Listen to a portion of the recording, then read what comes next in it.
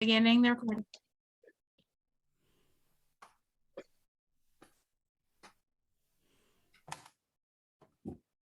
I do see the first item is the roll call, so I will start with that. Committee Member Haroff, I'm here. Committee Member Kunstler, Here. Committee Member Paulson, Here. Committee Member Wagstaff, Here. Okay, so we will begin. I get to do the easy task, which is just a quick introduction this evening.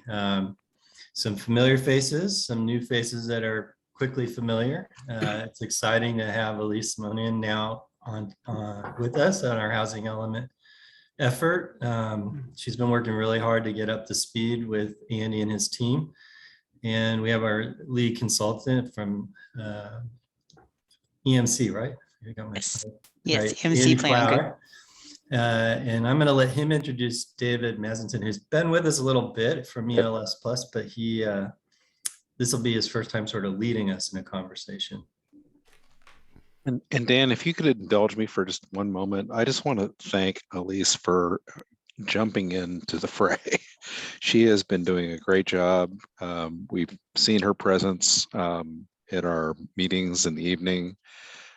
We know her hard work in the background, and I just want to really express my appreciation for her doing what she's doing. Okay, and then after introductions, I do want us to go back to the agenda. I just wanted to make sure we knew who everybody was on the screen. I know there isn't a formal adoption of minutes to come, but that wasn't part of the formal agenda. I understand. Andy, I'm going to let you go ahead and do some quick introduction here. Sure. I'm Andy Flower, Principal Planner at EMC Planning Group. And tonight we have with us our incredible partner here, David Mazenton, and he's from ELS Architecture and Urban Design. And we've been working with David for many years. Our companies have been working together, and we just really enjoy working with him, and we know that you will too. Thank you, Andy. Should I just get going? I think before you do your presentation, the committee should go back to the agenda and formally consider the minutes from the last meeting.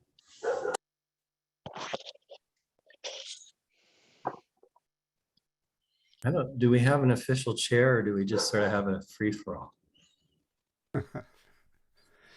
I don't know, but we do have the vice mayor on the call, I believe, correct? Well, perhaps if one of the committee members is comfortable moving the minutes, then we can get a motion in a second. And we'll take a vote. I'd be happy to move the minutes. I'll second that.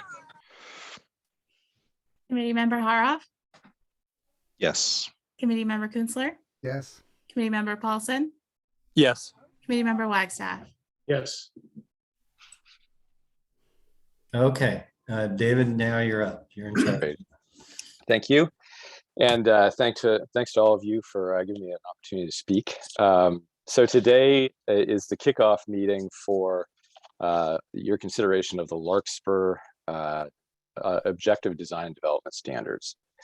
So today I want to just provide an opportunity to walk through what was provided by the County of Marin as a toolkit.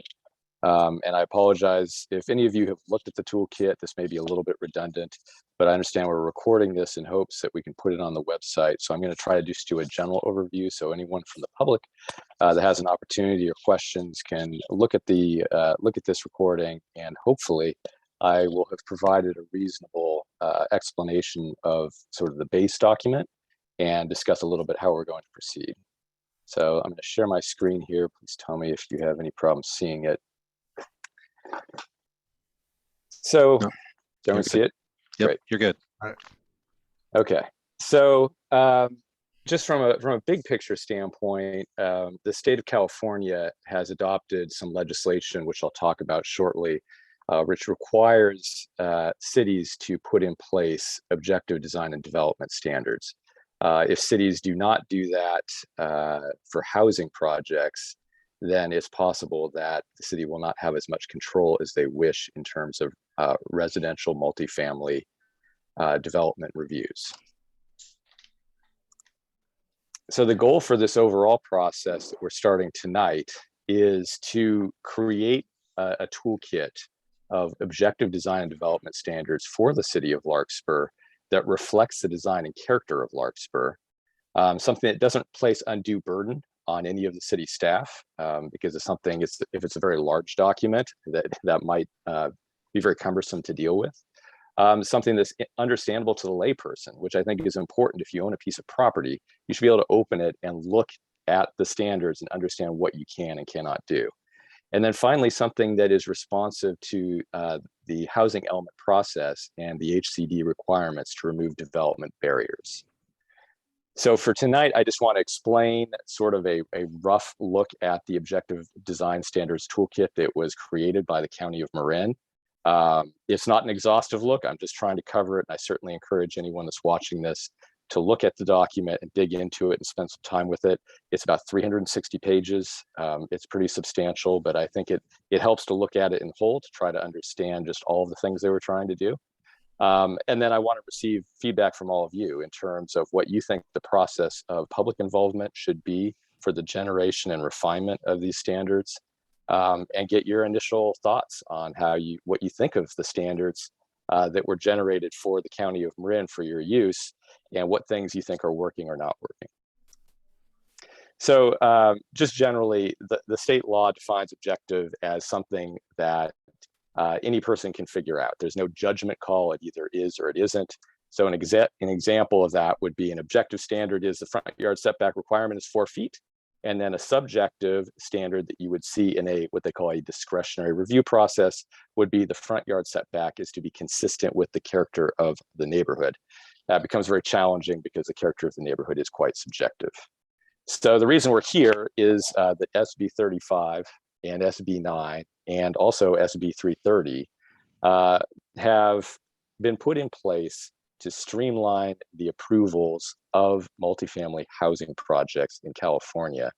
The state, sees a real issue with the amount of projects that get turned down or hung up in long-term approvals. And they see this as a way to simplify the process so that there's not so much discretion. It either is or it is not acceptable and they can move forward. So discretionary review, just in general, the way that the city of Larkspur design standards are written, they are largely discretionary. You get put into design review, is what the city of Larkspur calls it, and that's pretty typical for cities. And then when you get into the actual standards for discretionary review, they are very subjective. So they have ones like maintaining a proper balance between man-made features or a natural environment, location, design, and materials and colors of man-made development should harmonize and be compatible with the natural setting. So obviously this is something that if you're a property owner, it's hard for you to evaluate whether you're achieving these goals or not. And when it goes into design review, it is left to the city to make a subjective decision about whether they are compliant or not. So these are the types of standards that the state is trying to replace with ones that, again, are very simple to understand. So that gets us to the Marin County Objective Design and Development Standards Toolkit. Now, this is a document that the County of Marin worked with some cities in the county to develop it with a planning firm out of Berkeley called Opticos.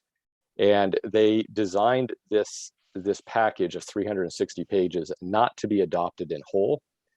They did try to make it very Marin specific. So the housing typologies and the types are generally specific to Marin. They tried to cover as many different typologies as they could, but they recognize that not every typology is going to be appropriate for every city.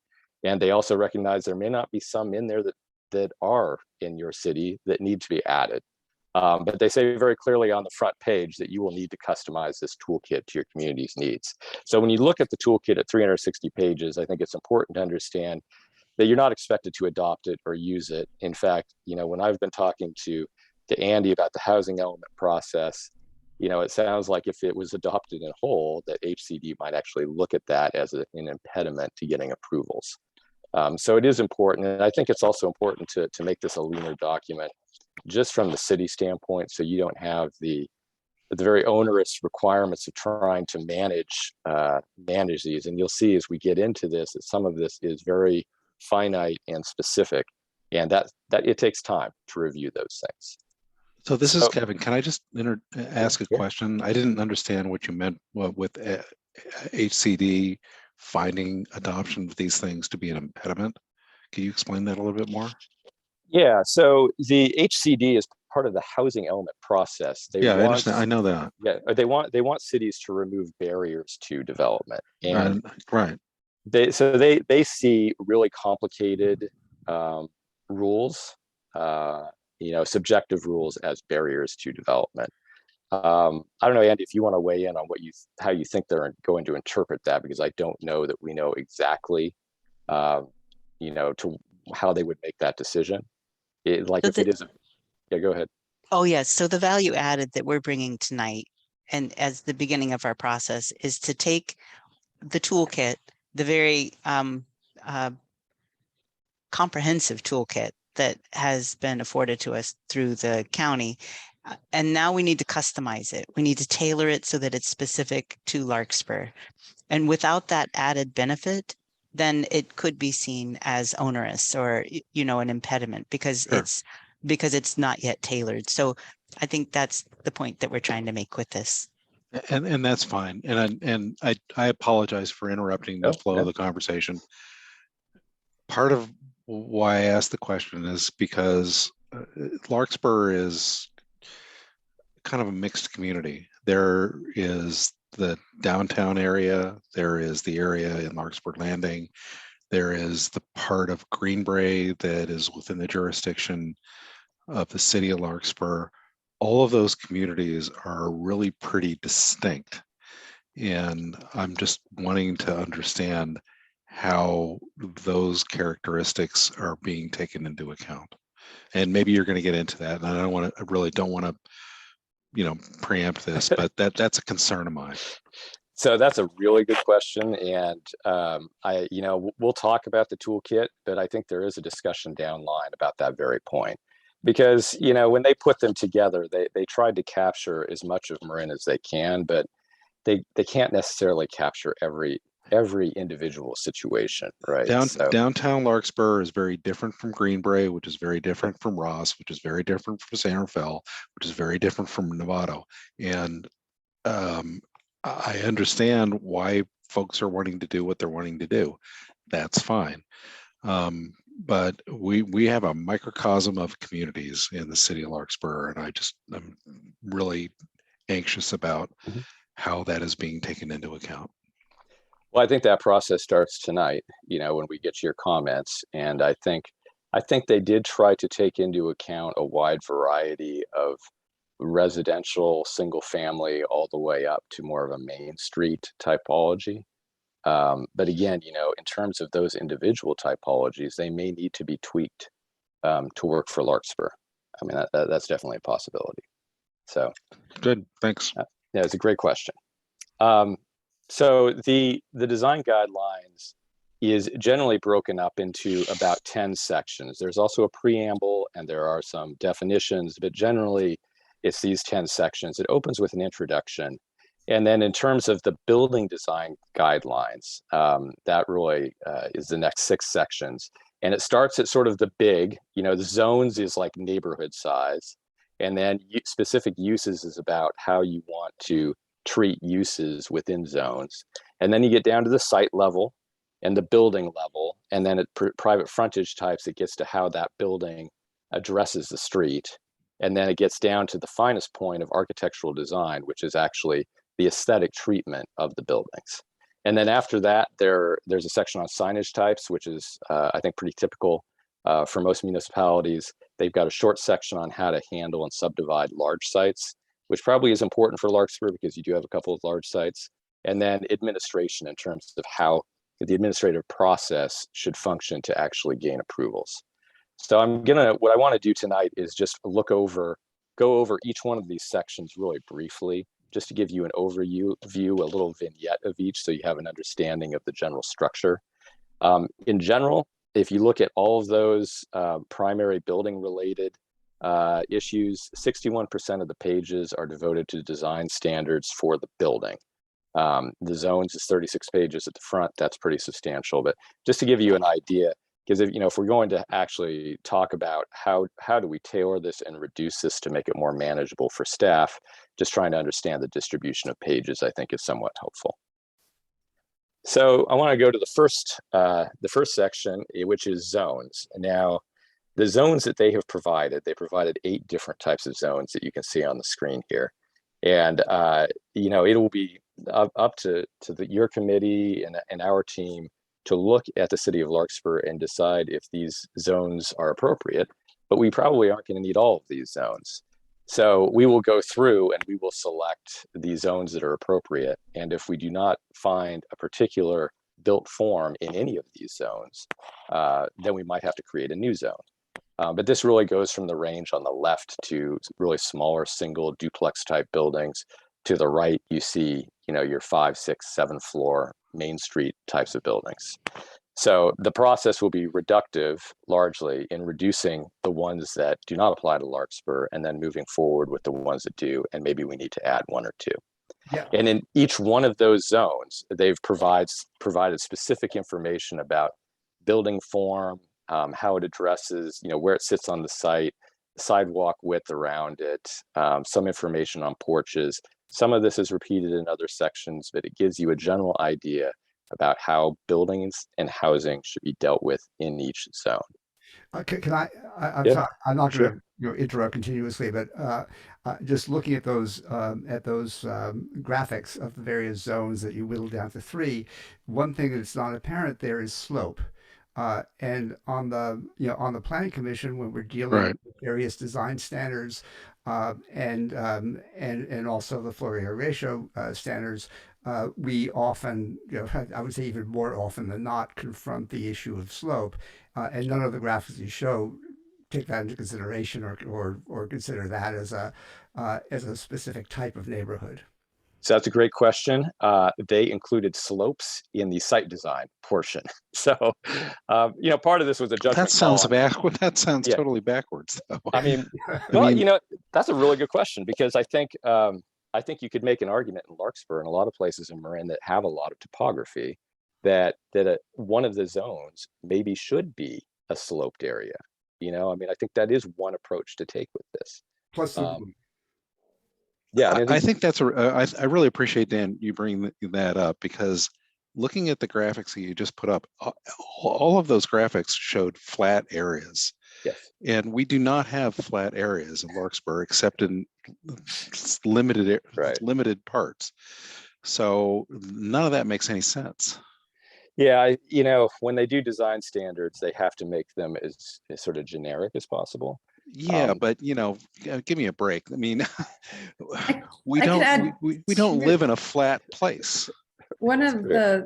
the things they did do is they reduced the amount of development based on the slope of the site. So if you have a site that has a hillside behind it and some flat area in front, you're not going to be able to use the whole site in terms of calculating how large your building would be. So there is parameters that are related to slope, and some of the jurisdictions, and I believe Corte Madera is one of them, did have specific, like their own custom design standards for hillside development. I think they have standards for residential homes in hillside areas.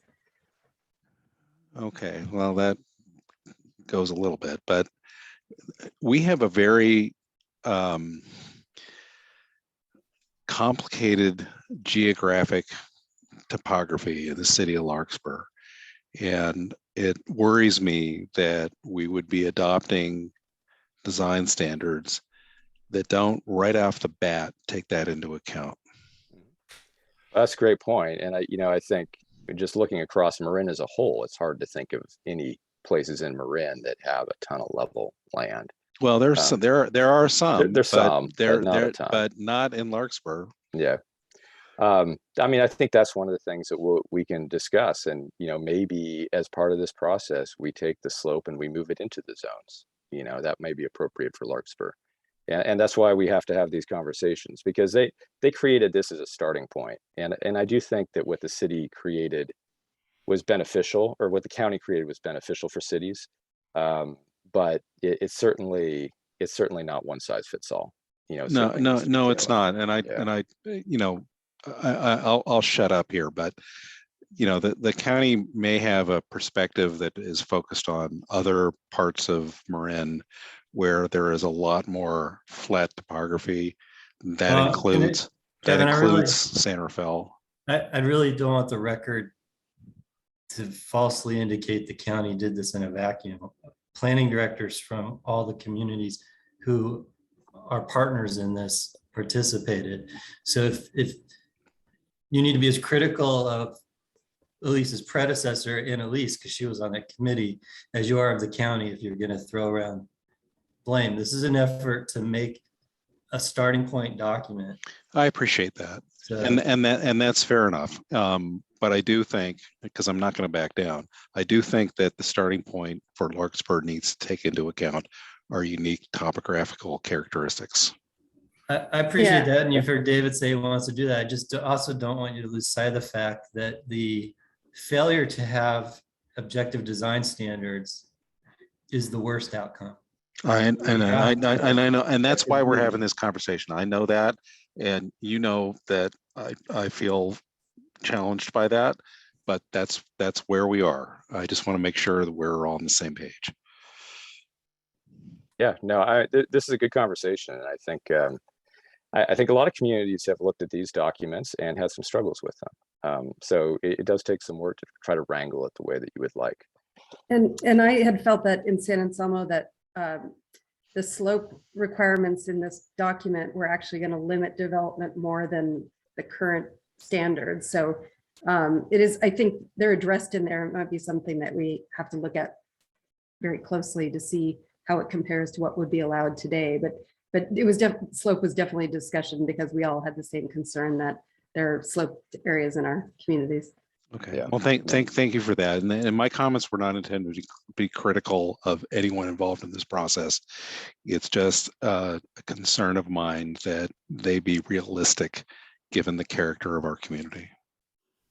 Yeah, no, I understood and agreed. I think that's a great point to make because Larkspur does not have a ton of flat land, and that is something we need to contend with in this process. David, just for future's sake, I imagine we'll also have an opportunity to sort of kick the tires, to sort of try these on with some sites, and maybe we could be sure to try it on with some slope sites just to see what happens with it. Yeah, no, that's a great point too. I mean, it's always good to look. It's interesting to look at existing development proposals using the lens of these types of guidelines to kind of understand what's allowable and what's not. It's sort of very telling. So that's certainly a process that we can look at as well. The next section is on specific uses. This is a short section. It just tends to allow, you know, basically what Larkspur already does in saying what uses can occur in which zones. So I think this one is pretty straightforward, and I think a lot of this we could probably take from what Larkspur allows currently once we have actually developed the different zones that we're going to use. So the next section is site design, and site design is the one that does include discussion about slopes and how the slopes affect the site and how you have to handle it. The site design also includes screening, the way that landscape and lighting is handled, the standards for slopes, parking and loading, you know, public frontage, privacy standards, things like that. So this is pretty standard, fair site design information, and I think Larkspur has quite a bit of this on the books. You know, that's something I think we can cross-reference with Larkspur uses currently. And I think as we discussed, we could look at moving the site slope issue into a different section. Under the building types, I actually have a quick question on site design, sorry. Does it take into account the size of various pieces of property? In other words, you know, a 0.4 FAR on a 4,000 square foot lot is a lot different than a 0.4 FAR on a 10,000 square foot lot. It's true. I think it does to a certain extent. They have separate standards for some additional standards for large sites. But you know, the FAR massing requirements, those will be specific to the site and how it's zoned. The site design doesn't necessarily stipulate FAR. That's handled separately by the city.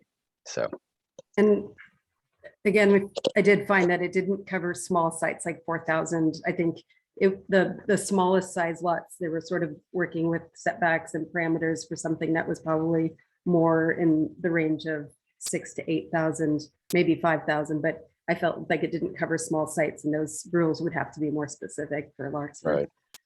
Yeah, That's a great point. technically a legal site is 7,500 square feet in Larkspur, but that's not the case in reality. Right. Yes, we live in an area with a lot of non-conforming conditions in general. Well, but they're existing conditions. I mean, Absolutely. It's just the way, it's just frankly the way it is. Yeah, it is the way it is. Yeah, I live in Berkeley, and it seems like no two sites are the same and nothing is standard. So the building types they are designed to handle massing, proportion, the way that the massing is, fronts the street. The way that they've broken this up is because this is intended for housing. They have thrown out a bunch of different housing typologies like duplex and carriage house, townhouses, courtyard type houses. The example I decided to include was the multifamily house, which is probably the one that may be of the most interest. So I wanted to show what they had shown for that. And on this particular example, they're talking about a building that would be 5 to 18 units, whether that's either stacked or side by side as flats. And so they provide information about how to handle the parking location, the way that the massing is oriented. As you go further down it, in turn, they get more into detail about how the massing can work in terms of the way that, different arms are attached to the main mass. And just a lot of ways a lot of different ways that you can handle the situation, essentially. And then they have these pages for every single one of those building types that you see there on the left side. So there's an approach for each type of those building types. And some of those are frankly attractive. I mean, I look at that top photo and it looks like a pleasant structure. One question that I have is, and I'm sure you're going to get into this, but it doesn't seem to accommodate parking except on street. They are showing parking in the back of the lot here on, here in terms of how to handle parking entrances and pushing the parking behind the building. Where is that? I don't even see I don't even say a driveway. So this F right here is the drive off the front street to the parking in the back. This option is that the entrance to the parking would be off the side street, but in both cases, the parking has been pushed behind the building, so it wouldn't have that street frontage. Okay, so I'm just looking at the photographs. I see the top photograph, which is the one that's most blown up, is the one that's most attractive. The other ones don't show anything what you just described. Yeah, these are examples, I think, of multifamily. They like to just, they wanted to put some way of kind of referencing what they're talking about in terms of the scale. They're not getting too involved at this point in the actual architectural style. And, I don't know how the parking was handled with these, but the guidelines that they've created have specified that the parking goes in the back. So, these are just kind of reference images, but the guidelines, that's fine. Yeah, would specify in the back. Yeah, and I again, I don't mean to interrupt the conversation, but this is a touchy subject, and one of the touchy issues is parking and how that's going to be accommodated on Larkspur's narrow streets. And we need to be very mindful of that as we go through this design review process or this design process. Yeah, no, agreed. Parking is one of the biggest challenges for any city. It's tough to figure it out. It takes a lot of space when it's on the site, and that reduces the overall development potential of that site. Correct. So it's a real balance. Once you get past the building types, they get to a section called frontage design, and this is simply how the building relates to the street and what type of architecture it relates to the street with. So, the options are like, a front porch, a stoop, forecourt, shop front in a mixed use downtown district, and a gallery, something that might be a little more formal. It's a short section, but it gives an example for each one of these on how it can be handled. In terms, as you can see on the upper right, it gives an idea of specific dimensions, of the porch, the distances, distances between columns, and widths of walks. So it gives that level of detail for each one of these types of street-facing conditions. Does ADA compliance figure in any of this? ADA compliance is outside of the scope. That is handled through building officials, not planning. The building officials will require the ADA compliance. How does that work, though? I mean, if you've got these standards that are basically we have to live with, and they don't take into account ADA, I mean, I don't understand that. Well, I mean, yeah, and that every building is different in that respect because it does have to do with the grade and the slope of the surroundings and what level the front door is in. To comply, some projects may require a ramp. I think that's going to be dependent on what the design of the building is. These particular buildings in the example, they have an elevated first floor, so there needs to be a solution if it's a multifamily property to accomplish accessible access. So what flexibility does the city retain to deal with that if these are required standards? So the building department will, the building department requirements, including ADA, will trump any of this. The issue here is that if you were to do the parking standards as they had requested behind the building, you would have your ADA access behind the building and you wouldn't see it at the front. That's going to vary for every project because of the site and the slope and the design and the size of the project and the way the parking lays out. The spirit of my question was, well, if having objective design standards means, well, we're going to offer a menu of various acceptable designs, don't those designs have to incorporate ADA concerns? It's a good question. There are many ways to accomplish accessibility compliance. You could do a porch that's accessibly compliant. The accessible route could be around in a different part of the building as required near to the parking lot. I think the idea that they're going for here is really look and feel. I think it's a valid point in terms of how the ADA requirements will change the outcome of the visual appearance. In this case, if a ramp is in front, that will change the look. I want to add too that the toolkit does have a section on exceptions to the standards. And so typically those will probably be requested for projects that are including affordable housing and get certain bonuses, but or waivers, but they do allow for like reduced setbacks or modifications to the facade in the standards. Is a chapter that addresses modifications since it's inevitable that something will need to be customized a little bit. Yeah, that's absolutely correct. There is a section which I'll get to here, which, if there's some unusual condition, there are ways to get around that. And that's something that will have to be fine-tuned for the city of Larkspur. Okay. Thank you. So now this is chapter 8, which is architectural design. This chapter, there's been some debate on whether it's necessary or not. Cities have dealt with it in different ways at this point in Marin. I don't know all those different ways. They provide 6 architectural styles: the contemporary, craftsman, Main Street classical, Mediterranean, Tudor, and Victorian. And within each standard, they provide a detailed ways of doing the design. So the one that I chose to use for this presentation was their Mediterranean design. So they specify, windows, materials, the roof.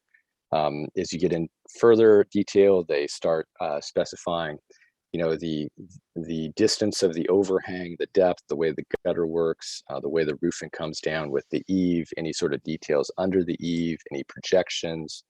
It gets to the level of detail where they start calling out actual window sizes for the building, and then individual mullion sizes within those windows that are allowed. And then it gets into some other window sizes, and then some detail things, like if you want to do a dormer, they show you how to do a dormer.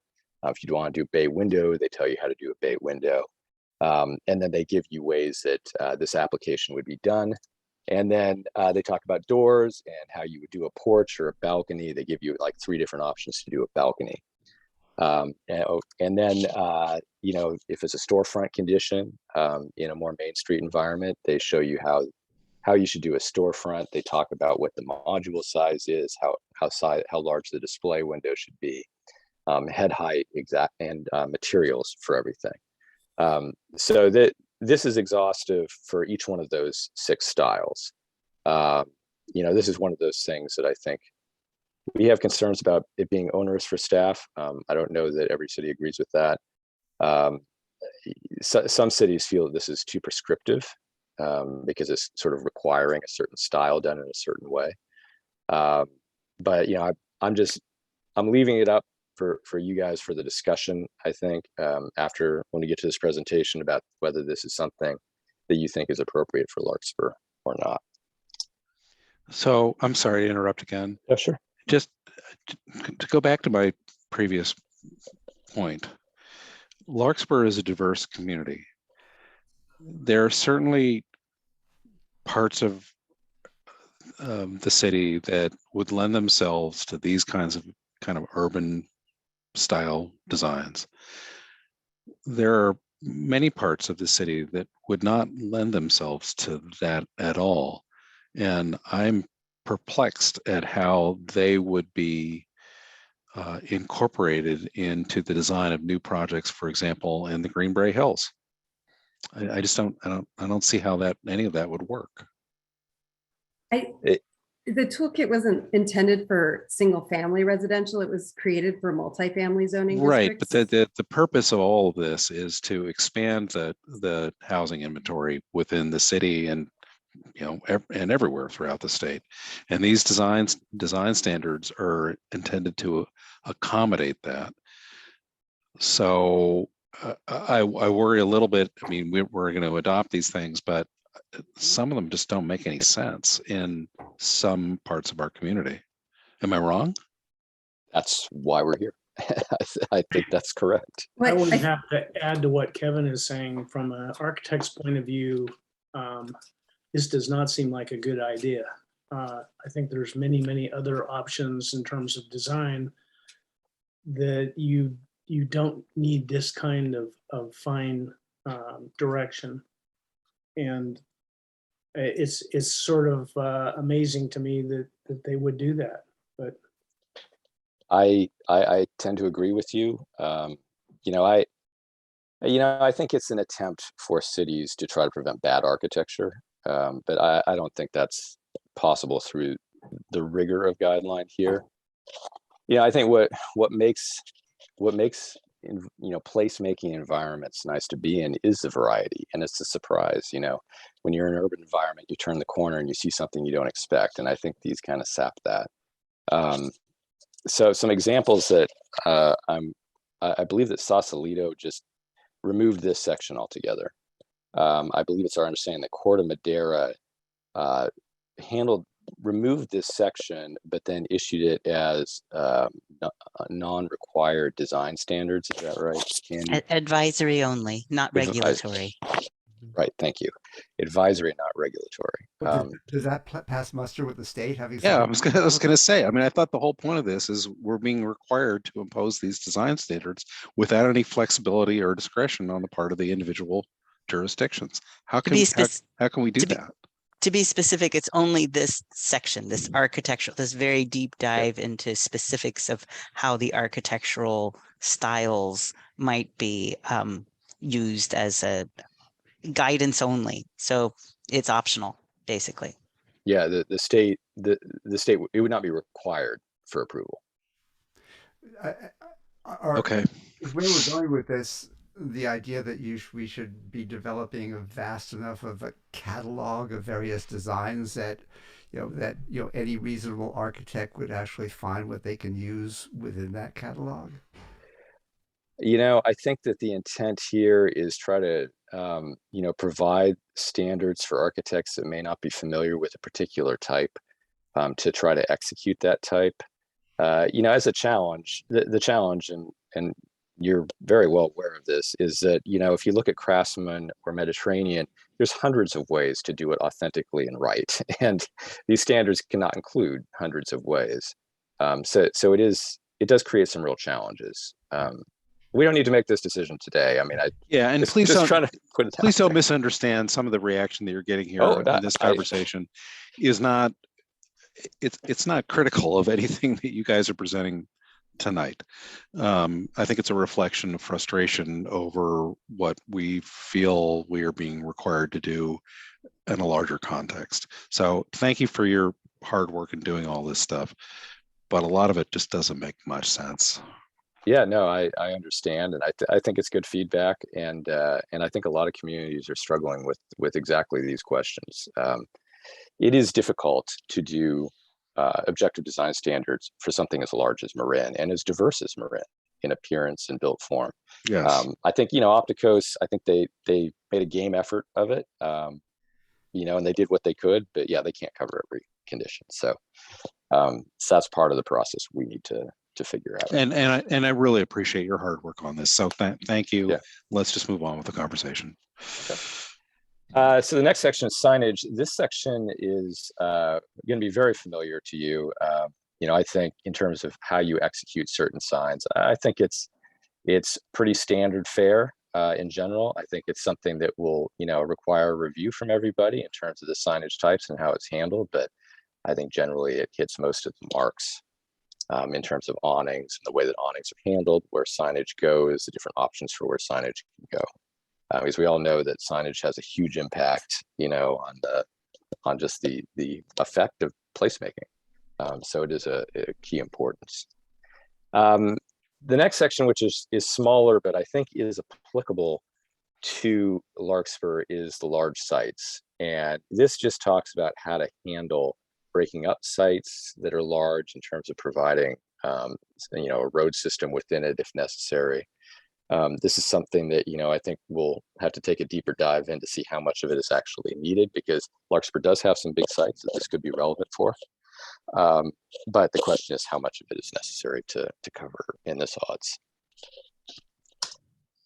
And then the administrative section is a stab at providing basically how you would go through the objective process. Again, I think this is provided for reference, and it is something that individual cities could choose to adopt.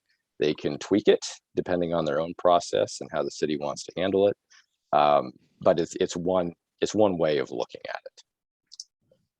And then, as Elise was mentioning earlier, they have some administrative standards which talks about the adjustments to standards in case you run into situations that kind of are outside of sort of what the basic standards provide. They talk about there's a rock outcrop or an existing tree, or utility infrastructure. How do you work around that? So there are pages about this, just trying to demonstrate what the administrative relief is that's allowed for particular situations and conditions. So, that's my overview of the odds. And again, I certainly recommend that everyone flip through the document to some extent to just get a broader feel over everything that's in there. But I wanted to open the discussion to everybody, and I think we've gotten some initial thoughts about the toolkit, but I wanted to get your comments on just how you feel about it, just first blush. Well, as Kevin has described, we're sort of focusing in on well, how much discretion does this take away from the city? And what I've been doing while listening to you is trying to relate everything that you've said to our actual experience on the planning commission and certainly on the city council as well. So when we do get, and a lot of what we do is single family. I mean, the multifamily stuff that we see tends to be essentially retrofits and things like that and improvements, and those essentially fly through approval pretty easily. But when I take a look at what concerns are voiced in a typical planning commission meeting when we're looking at applications, it's massing and how do we handle massing? So, and particularly in design review, because design review is the most subjective part. I mean, we could discuss FARs, and when we look at FARs, there is some subjective content there, which is, well, does this property give the appearance of overbuilding a lot? So and that's an appearance thing. So then we get back to, well, is this a subjective standard, or is the FAR really an objective or subjective standard? So we've got that issue. So what I guess I would be looking for as a planning commissioner, not for very much longer, but as a planning commissioner, would be, well, how do these objective design standards help us tackle this issue of massing, which is the thing that really comes up the most frequently. The other thing that comes up frequently, might not in multi occupancy buildings as much, but we deal with tree removal. And the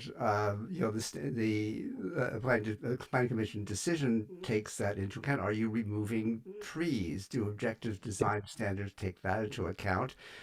If you have to sort of design around what trees exist on a specific lot. So it's things like that. Plus, I already mentioned slope. I already mentioned WUI. The other thing that I'm wondering, listening to you, is this idea of zones within the jurisdiction. So now we have zones. We have various use zones, residential, commercial, mixed, etc.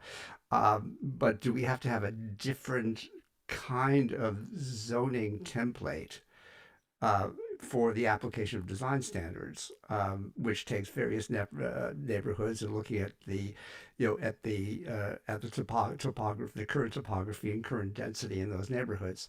So I'm just wondering how. So my reaction there is, well, how do we capture all of that and address them adequately in an objective design program?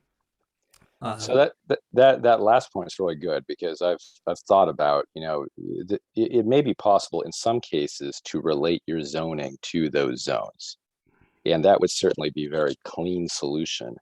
I think we just need to look at it at a more granular level to see if that actually does apply, because you may have certain elements within certain zoning that is different. It's an existing condition that's a little different that we're trying to apply. Right, but how do we do that within the framework of imposed standards that we have to comply with? Well, this is for all development moving forward. Certainly anything that's existing there is existing. If we can relate it to the zoning, that there would be a logical, that would be a logical system if that can work. But some of those issues are not zoning related issues, like Dan was just pointing out. Some of them just have to deal with, site specific issues, right, like trees. Yes. And I don't know how you can deal with that with, a kind of a cookie cutter design standard that's applicable everywhere. So something like trees is handled in the administrative chapter, where they talk about, if there is this particular item, a tree or a rock outcropping or whatever, this is the administrative relief that can be granted to that. So they try to get at that. You guys. So that sounds like it's the loophole that gets you as far as you want to go, because every site is going to have distinctive characteristics. That's right. Yeah. No, and I mean, design standards try to boil it down to, as basic as it can be. I suppose you could say that there is a judgment call for how the city applies administrative relief, and whether a city, agrees with an applicant that a tree is an onerous impediment and that they should get relief. The cities, will have to make an objective decision or a subjective decision about whether that tree actually deserves to provide relief. But that's not unappealing to me. But it seems completely inconsistent with what the state is trying to impose, which are mandatory objective standards that we can't get out of. I think that still is a mandatory objective because they're still working within the framework of the objective design standards. They're just looking for an exception, essentially, just like you would with zoning. If someone goes in and says, well, I want a 3-floor building and it's in a 2-floor district, can I get an exception or a variance? I think it would be the same sort of request. The standards are clear. It's just that the situation requires an exception. Just to note that Gabe has his hand raised and has had it raised for Yes. a while. Oh, All right. Sorry. Gabe. Yeah. No, this has been a great conversation, and thanks for all the good questions so far. So, I'm kind of carry it a little further from what Daniel was saying. I think that's a really useful feedback for you is what the Planning Commission has seen as their experience and use cases. And I'm kind of looking at it from what the City Council sees. And we often get the appeals, and so besides trees and massing, for us it's often about neighbors.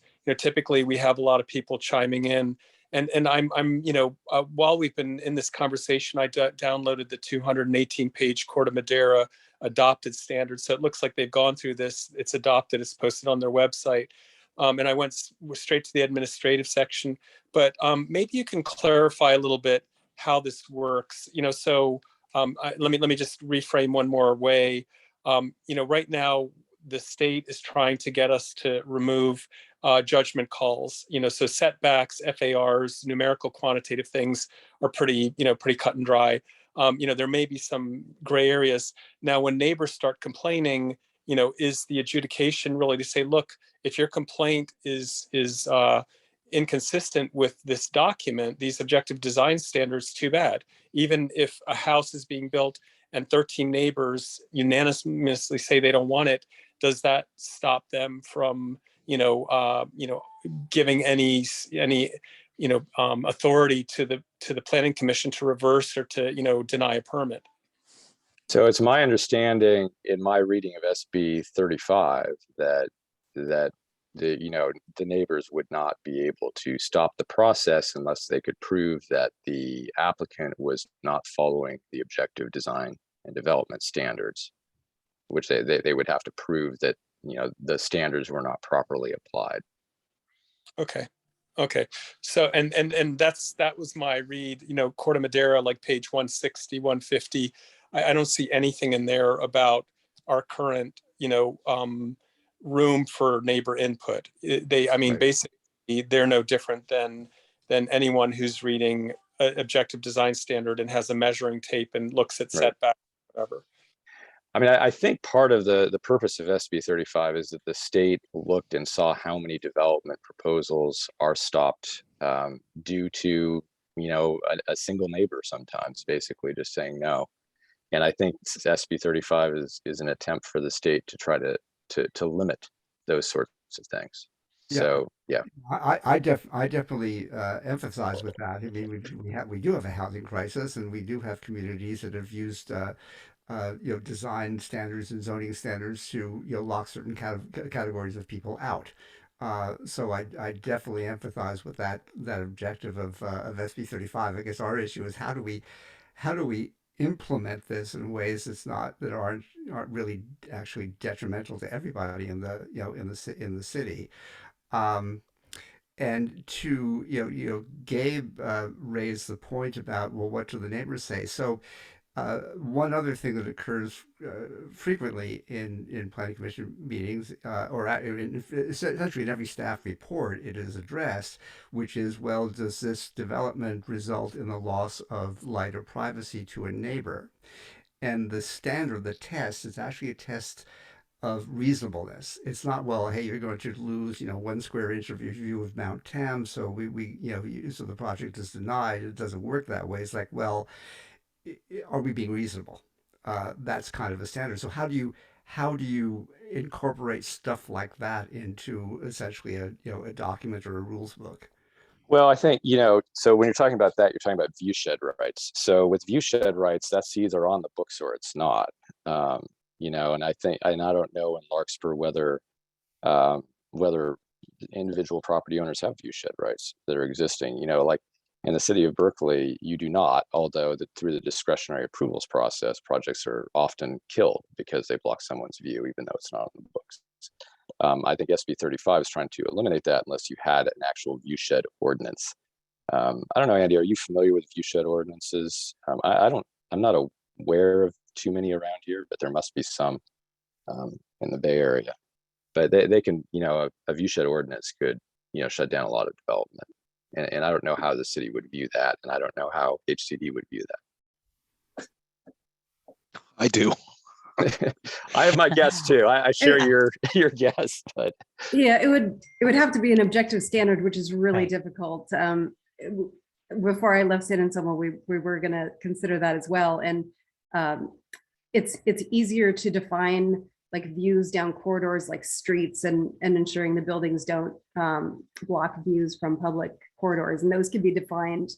I don't want to say easily, but you could define the view that shouldn't be blocked by a building, but generally the streets are providing those corridors anyway.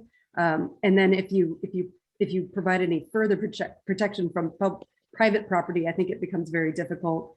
And applicants are likely just to ask for a waiver of that standard as part of their state bonuses. So in a sense, it would be fruitless to try to craft something, because if it prevents them from developing their housing project, there'll be some state law that says that we can't apply it.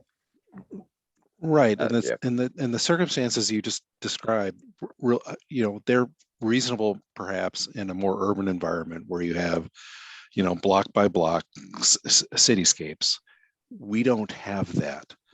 One of the things that people value the most, and I wish I had more of an opportunity to enjoy it myself, are views of Mount Tam, you know, which can be enjoyed in a variety of different settings, but can be obscured or encouraged by development under very disparate circumstances. And it just does not lend themselves to these kind of, you know, rubber stamp types of standards the state wants to apply in these circumstances.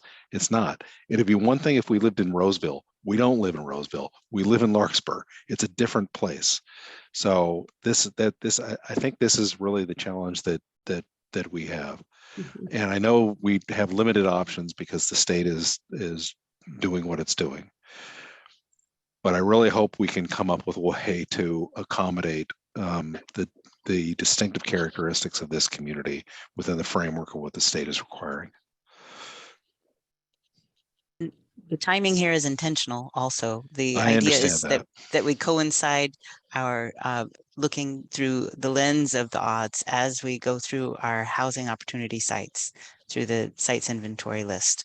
So looking at each zone as we go forward, we can contemplate those. You know, I would think, David, we could take into consideration the angle of the view angle towards Mount Tam and at least contemplate it, incorporate it in our discussions and in contemplation of the standards and how that might have effects. Yeah, it's the view shed's tough because each property has its own view of that with a different angle, and it's like, how do you try to, you know, handle that administratively and objectively in a way that the state would you know, approve and HCD would not see onerous. And that is the problem that has been presented to us. And I don't know that there is a good answer to it. David, could that possibly be part of the design standards for the zone? Because I'm thinking like in Larkspur, let's say, you know, Skylark, it's apartment buildings or it's on a hillside or whatever versus Hillview, which, you know, has potentials for view. So, you know, putting some kind of height requirements or something that, you know, would objectively implement view shed rights, could that be done through the customized zoning? Like, because Heather Gardens is a good example. You know, there's definitely view issues there, but you know, there's some neighborhoods where it isn't, and I'm wondering if that can be either incorporated through the custom or added in? Yeah, no, I think that's part of your zoning, and the building height requirement, how far you can go up with a pitched roof, all of that is part of your zoning requirement. And I think that does need to be tailored by district to achieve that. And that probably is I guess, the most objective way of handling it.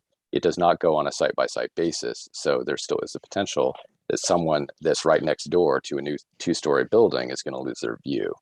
Right.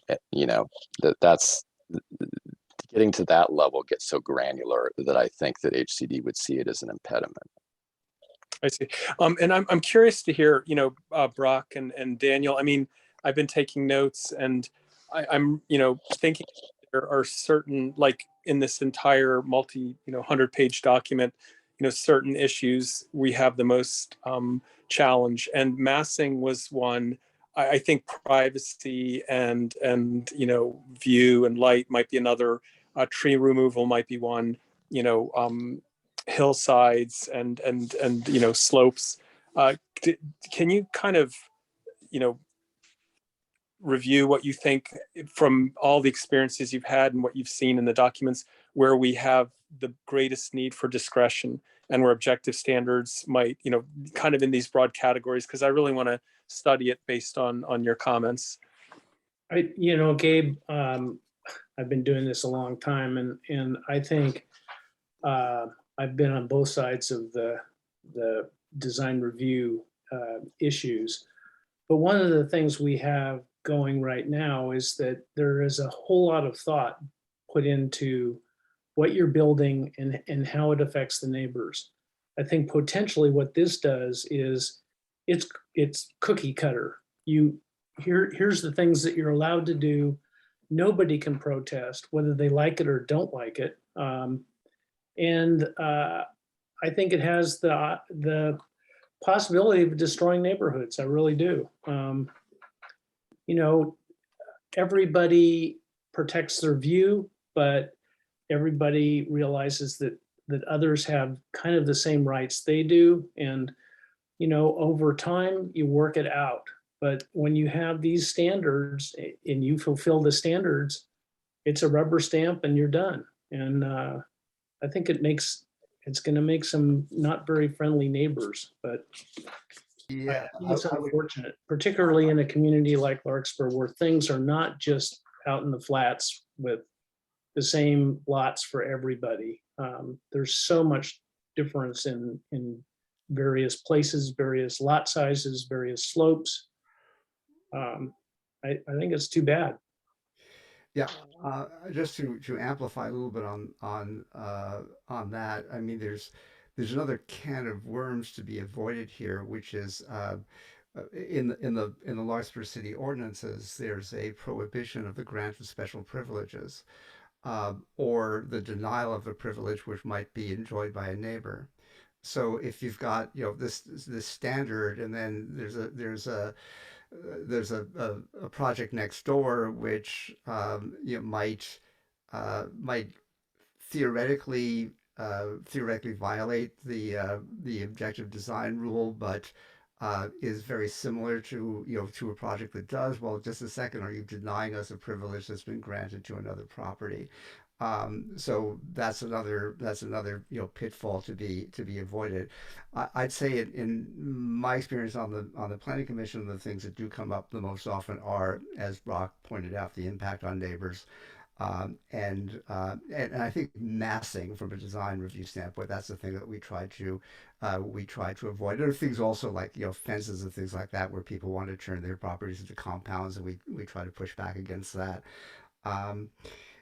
Actually, you mentioned the Heather Gardens area, which both Brock and I are very familiar with.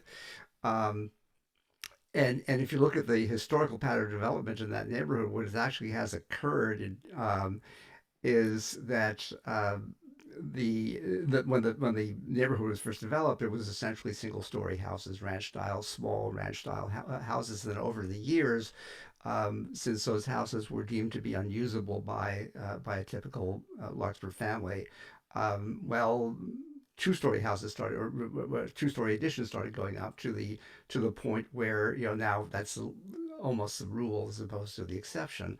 And then, of course, there was significant impact on neighbors, but it was as the pattern of development progressed was the way, the planning commission basically took the view that that is the pattern of development and the two-story structures should be allowed, even if that did result in loss of view for the people that only lived in ranch houses. Um, so, there are all these ramifications and ripple effects that we have to expect. Some of them might be reasonable, some of them might be less reasonable, but that's something that has to be tackled. That's a really good point. And, when you talk about view sheds and second floors, I mean, if you impose view sheds, then it is possible that you're actually limiting the development capacity and reducing the value of the adjacent parcel in which that is, acted upon. So, you're going to have a homeowner that might, be very unhappy about that. So, Yeah, to my knowledge, and Kevin, you can correct me if I'm wrong. There's nothing in the city ordinances that obligates the city to protect the value of any specific property. No, of course, no, right. And could you take a few minutes? Dan, your signal's breaking up. That's not me. to Oh, Explain to yeah. the committee, a lot of this discussion. Okay.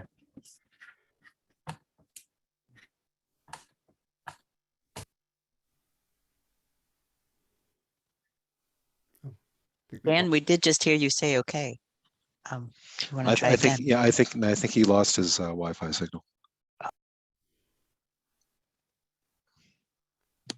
well, I will say while we're waiting for him that I think what I've heard from a couple here is that the massing is very critical, and that's absolutely true. The development standards, are pretty robust in that respect as they are currently in terms of setbacks, heights, the way that massing is organized on a site. That is something that when I look at design standards like these, I think that is one of the key aspects is massing, proportion, relationship to the site. And I think materiality is really important as well. Style to me is not something that I think is important. I think good architects can do great work in any style, but I do think the quality of the materials makes a big difference. And I think how it's cited makes a big difference. Oh, when you say materiality, you mean? Yeah, materiality is subjective. I mean, I don't understand that. By Well, materiality, you mean choice of materials. choice of materials, especially Oh, okay. at the ground floor, where you have a pedestrian district, and not to use natural materials only, things that aren't cheap. Okay, I'm sorry, Yeah. I misunderstood Yeah. what you're. And That was that might actually help preserve the character of the town. So, Right. I've got this pet peeve about brick veneer. I mean, bricks do an earthquakes, so why would you put something that looks like brick? You normally would not use that. Um, so that's kind of, they did some of that in Rose Garden. So why? But I mean, if you that kind of standard might actually be helpful. We say just a second, in order to help preserve Yeah. the character of the city, we're going to work on these materials, to maybe use things which are really organic to our area. I think it would help, and it would help you avoid the pitfall that so many developments turn to EIFS, cheap stucco, foam cornices, things like that. Get rid of that. I think the materiality has a huge effect on the final outcome of the building, so I think it is critical. I was using a different definition of materiality, so I apologize.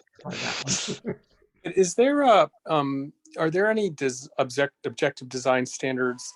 I'm kind of, still thinking about privacy and light and that, and I appreciate, David and Brock's comments. For example, something that would say that there's no line of sight into a neighboring bedroom, or that, light reduction, with some light meter can't be more than 50%. I mean, is there a way to do that, which would not be perceived as onerous? I mean, that would be, to allow a neighbor to have reasonable enjoyment of their property, and it wouldn't be judgmental. And I mean, sorry, it wouldn't be discretionary. It would actually, be based on some, measurable, standards. Well, you can have, you have standards for fences, for instance, that would kind of solve some of that problem in terms of views and things. And those would, those also would be legislated through the design standards in terms of the height and the placement of the fences. Light, I don't, I've seen various access to light ordinances in some places. In Larkspur, I'm not sure how you, I'm not sure what that standard would be. I'd have to think about that. And just one step further on tree removal. I mean, why would that? I guess you could come back there to, and have minimum, tree diameters and, age of the building. I mean, I think that could all be specified, right? Yeah. So you probably have a tree removal ordinance already, and I think that would still stand. No, I was going to say, does come up with ADUs, and the state has said that we can't apply discretionary tree permits or creek setbacks or anything like that. So the tree criteria has to be objective as well. So you could have, like, if a tree's removed, you have to replace it with maybe a full-size tree is a little excessive, but those kind of standards would make it less appealing for someone to want to remove a heritage tree. Yeah, I mean, if it's over a certain diameter and a certain species, maybe you can't have a discretionary approval process. But right. You could have some sort of objective standard that doesn't preclude the housing development. Right.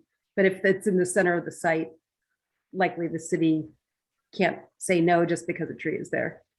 But you could put requirements in to mitigate the loss of that tree. Right. Right. Yeah, objective standards, replacement requirements. That's hard to do when you have a heritage tree. I mean, once you take down a heritage tree, it's gone. I don't know how you really mitigate that effectively.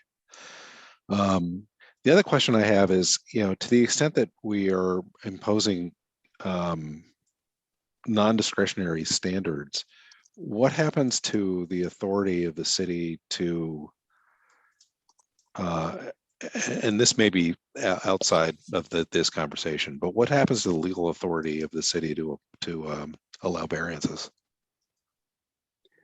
Well, I think the city still maintains that ability. It's just that all of the variances are going to have to be, they'll have to be objective. But I don't think it's any different than you have now for, let's say, a zoning variance for height or density.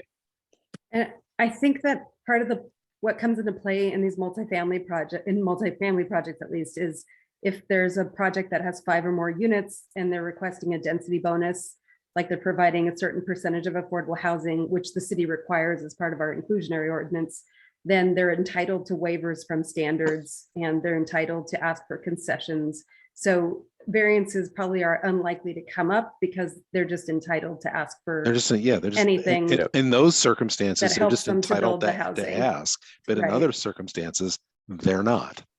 So the ability of the city to issue variances if those conditions don't apply is withdrawn. Right. I didn't see on there whether there was coverage and floor area ratio suggested in this document, or whether that's still in the purview of the city. That's still in the purview of the city. I should also make it clear that these are development standards for residential uses. Yeah. They don't apply to commercial uses. And these standards are set up to regulate the building form. So it will tell you how big your building can be based on your site size. So it may not say you have a lot coverage, but it won't let you build a building over certain dimensions. It's form-based. So would that be the floor area ratio, or you could back it out. If you're entitled to a story and a half, you could back it out. But it's based on the form of the building, not on the way it's written. It's not based on floor area ratios. Is there a way to get a hard copy of this particular document as opposed to thumbing through it online? Yeah, we could get copies of it to make that easier. Because that would. Well, it's nice to reference back and forth, and it's hard for me, a less than tech savvy person, to do that. Yeah, I could get that to the committee members. I noticed. It looks like we have Dan back. Yeah, he's raising his hand. I'd like to hear from Dan. Yeah, David, a lot of the questions that I'm hearing and a lot of the experiences that the planning commissioners and the council members are sharing with you, and a lot of the dispute in Larkspur is single family residential remodel and rebuild and expansion. Can you clarify for the committee when the odds come into play versus continuing to have discretionary design review of single family home remodels? They do, they go down to the house level, but they're really intended for multifamily. I mean, that's really the intent. But I guess what I'm asking is, are we required to adopt the odds for the review of a single family home remodel, or can the community continue to have discretionary design review over those remodels? I'm going to let Andy probably answer this, but it's my understanding that SB 35 and 9 is just related to multifamily buildings. That's right. Yes, I believe what you're saying, Dan, what you're asking is for rebuilds and remodels for single family residential. If a city wants to retain that discretionary power, you can. I want to say that I believe that if you were coming in with a single family home and an accessory dwelling unit, the state would consider that potentially one that's subject to discretion, not to objective design standards. So I think there's a risk for residential areas, and you might want to have some type of objective standard in the event someone was to. And we just heard city council just heard an appeal on a project in Greenbrae that is a large project. It's a remodel. It's utilizing its ability to take advantage of the ADU regulation to make a large facility. We can't control that. And I don't understand how objective standards would apply or not apply in that circumstance.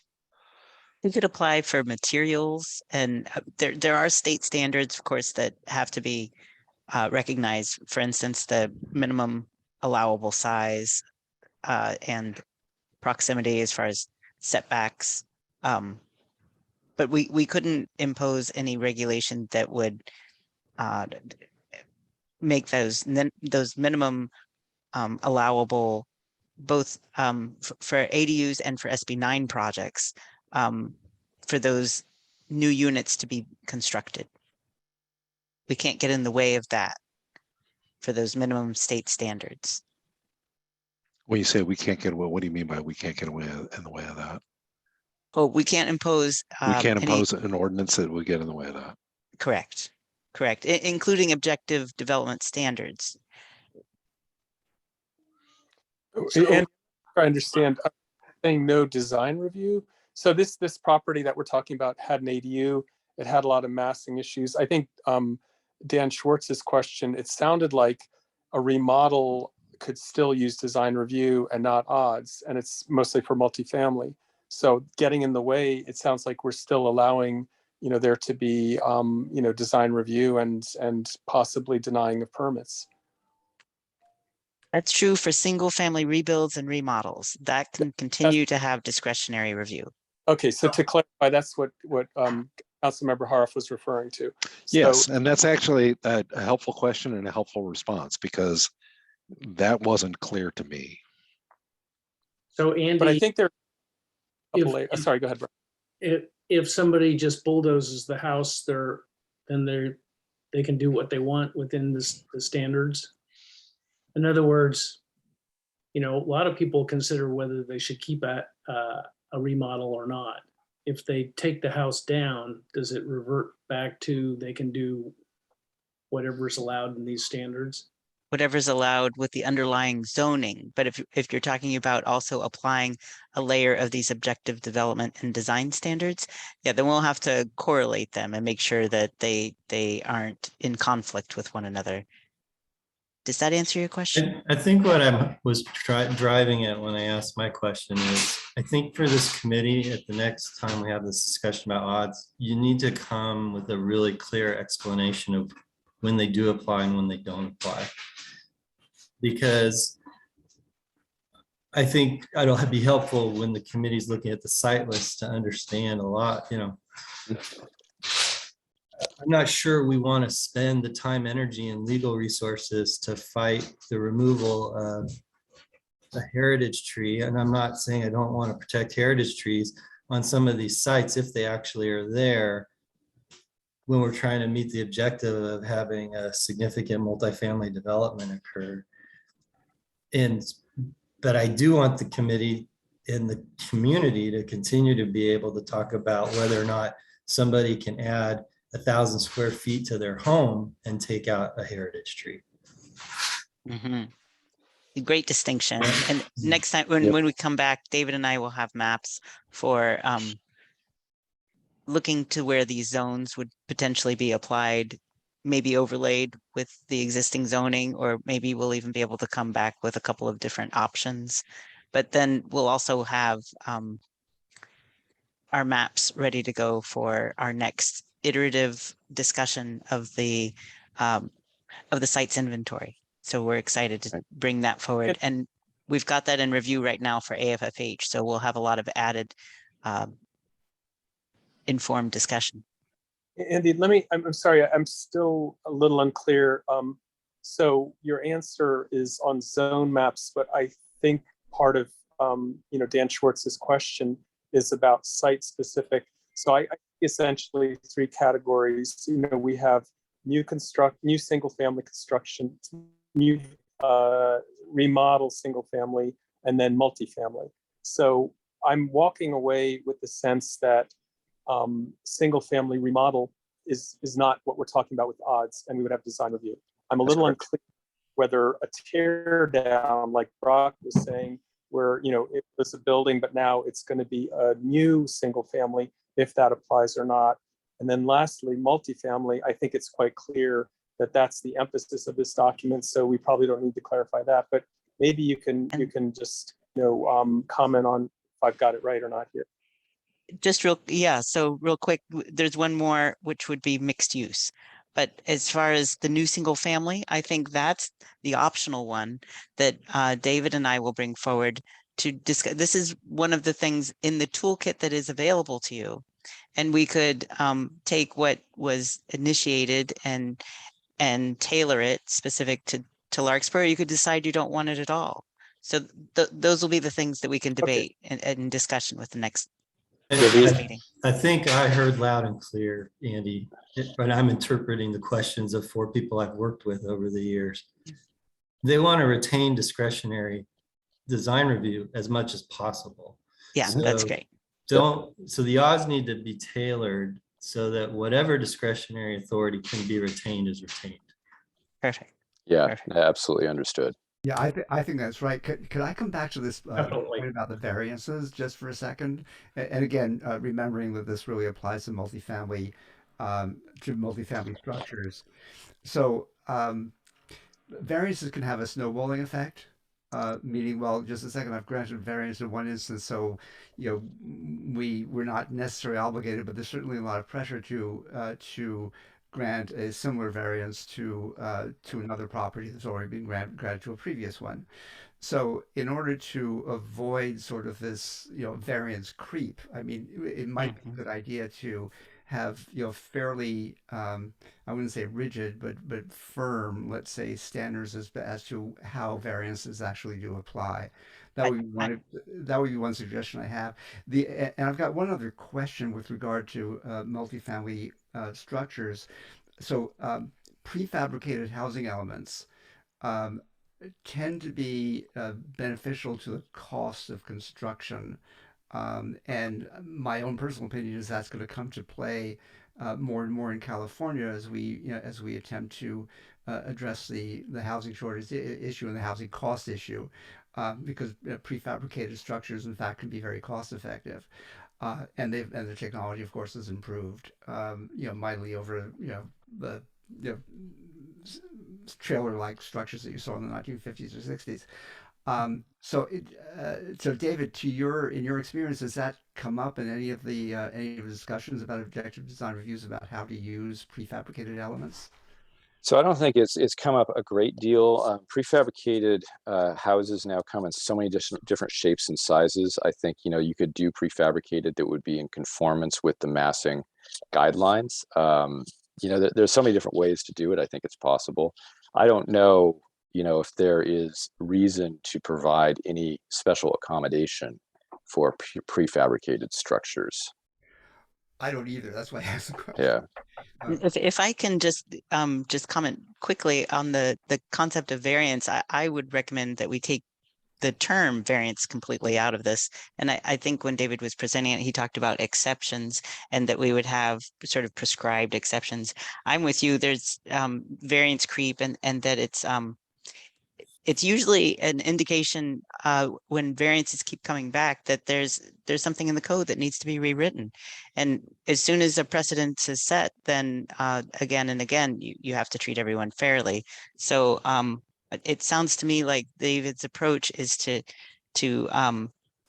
take into account those kinds of exceptions that we can premeditate and incorporate that into the odds so that there can be predictability around what unique circumstances, how they might play with a sort of cookie cutter, as you called it earlier. I hope that's helpful. Thank you.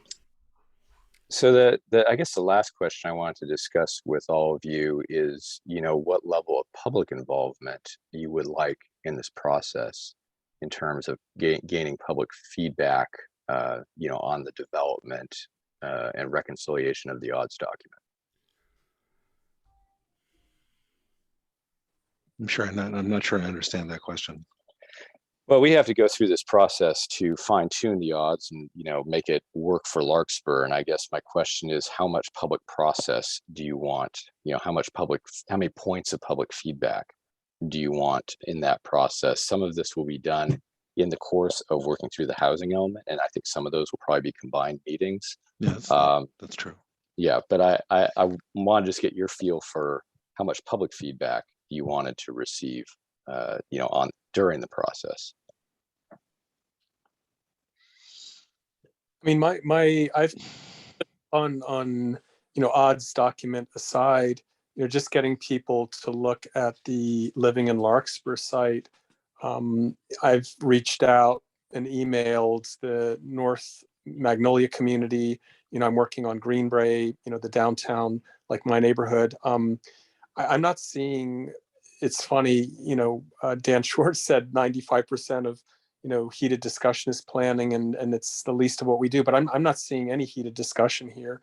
So I imagine you could put some point, and I'm wondering how many people will engage, so I would say, maybe tell us what the options are, what's low, medium, high as far as engagement.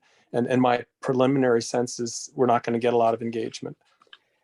Yeah, I mean, we could do something where, we put drafts online for comment, or we could do something where we have public workshops where we actually try to go through this and get public feedback.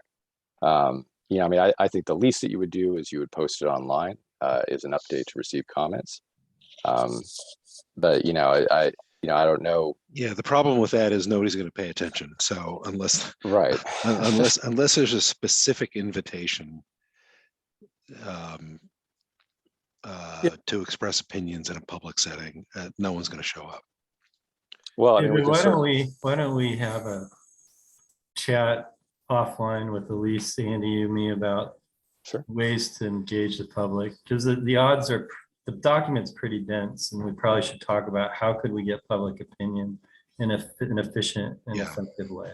Yeah. I appreciate that suggestion. I think it's appropriate, but I think something more than just putting stuff online and then letting it fly is appropriate, because I do think that if the public has some sense of what is being contemplated above and beyond just having things posted online, then we might get more engagement. Right. Understood. Out of curiosity, Andy or Dan Schwartz, how many people have filled out, have completed the simulation or, the exercise on the Living in Larkspur site?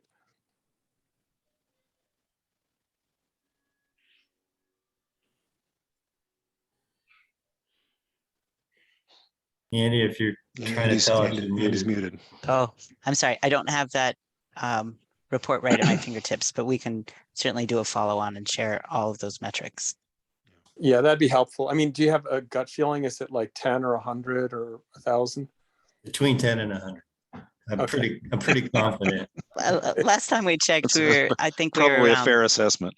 12 or it was lower than we had hoped. It's So it's it's the a number. higher, there's a higher participation in one of the exercises than the other. So we sort of have this theory that people get tired and they only do one of the exercises and they're not doing both of them. Okay. Okay. Thank you. Is there any way, or maybe this has appeared in the IJ or just local newspapers? I think people I've talked to actually have no idea what's going on. Correct. They just, there's no place that they go to that tells them there's something changing. And if there's a way to actually have a newspaper article or something where people start being interested, I think that would be helpful. Well, I did see that one of your friends and neighbors is now the public editorial board member. Maybe you should ask him for an article. Very true. You know, I think, Brock, I think that's right. Like the North Magnolia, it's, you know, someone as involved as Joan Lundstrom and Joan Lubomirski. You know, I reached out and those two walked all around North Magnolia with me. At the end of this exercise, you know, the claim was that 25 people saw the site and were going to fill it out. So, I mean, I found that only by emailing and talking to people, you know, did I get anything to happen? And I appreciate, you know, Shannon, I think, you know, has done stuff with the emails and social media, but yeah, it would be great. And even this discussion, I think there's some hot button topics. You know, we know tree removal, massing, those things bring out a lot of people, a lot of controversy. If it were posed as such, you know, these are things that affect that. You know, we don't want it to turn into, you know, into a Yeah, I you know, want to caution you though, and give us a chance to talk offline. I really don't want to try to bring the public into a conversation by teasing them with things that are true. Yeah. Are pretty minor in the grand scheme of what we're trying to accomplish. I really, and Dan, I really agree with that entirely. You got to give some thought to this about what's most effective. I don't think this is the place to figure that out. I think it's really powerful to, as you've done, Gabe, is to walk people around the sites. And I you know, if we had the manpower to do that, that'd be fantastic. That's tough because people are visual at the end of the day, and they need to see what could potentially be changing. But I don't want to alarm folks that the odds in these state rules are suddenly going to result in certain things happening that may or may not actually happen. No, you got to give some more thought to that aspect of things, and we want to give you the time to do that.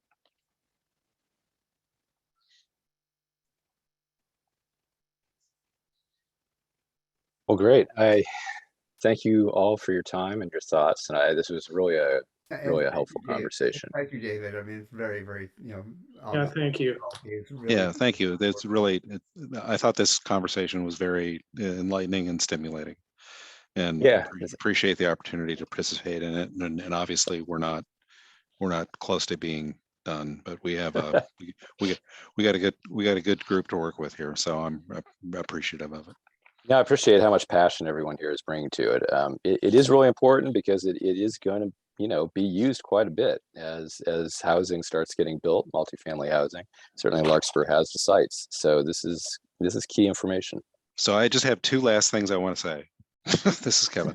One is I want to thank Dan Kunstler for his hard work on the Planning Commission for a long period of time, and for his constant vigilance about the need for consideration of equity issues and all the decision making that we as a city make, including in this context. thank you. I really appreciate it. We're gonna miss you, Dan.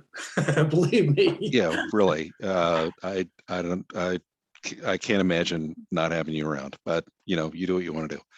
The other thing I wanted to say was, Andy, I appreciate your selection of headsets because you have the same one that I have. Before we break up, the agenda does allow for public comment. We have one member of the public present, so we should invite that member of the public if they have anything they'd like to say. Who's I running the can meeting? see it's James. So I don't know, James, are you there? And do you have anything you want to add to the conversation before we adjourn?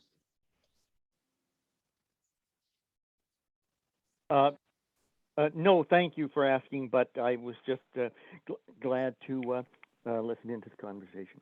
All right. So that's our public comment for There we this go. evening. So, But I still like the headset. So I guess in the absence of the chair, I will encourage you all to adjourn by acclamation. Acclaimed. Thank you, everybody. Thanks, Thank you. everybody. Good night, Thank you. everybody. Good night. Thank you.